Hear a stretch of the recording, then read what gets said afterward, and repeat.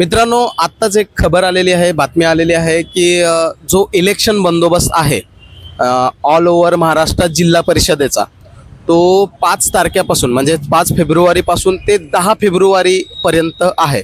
म्हणजे 10 फेब्रुवारीला इलेक्शन बंदोबस्त क्लोज होते आणि 11 तारखेपासून ऑल ओव्हर महाराष्ट्र आपल्या ग्राउंडच्या परीक्षेला सुरुवात होण्यासाठी काहीही हरकत नाही. ठीक आहे. ज्या ज्या घटकांचे 11 फेब्रुवारीपासून परिपत्रक आलेले ते तर 11 तारखेला सुरू होत आहेत, परंतु ज्या जिल्ह्यांचे परिपत्रक आलेले नाहीत त्या जिल्ह्याचे 5 फेब्रुवारीपर्यंत परिपत्रक येतील किंवा 5 फेब्रुवारीपासून तुमचे हॉल तिकीट येण्यासाठी सुरुवात होतील. आणि 5 फेब्रुवारीपर्यंत जर परिपत्रक नाही आले तर तुमचं जे ग्राउंड आहे ते 15 पासून ते 21 फेब्रुवारीपर्यंत लागण्याची शक्यता आहे. आणि लगेचच म्हणजेच 5 फेब्रुवारीपासून आपल्याला हॉल तिकीट येण्याची दाट शक्यता आहे.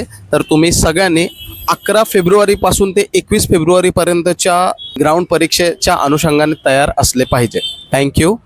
जय हिंद.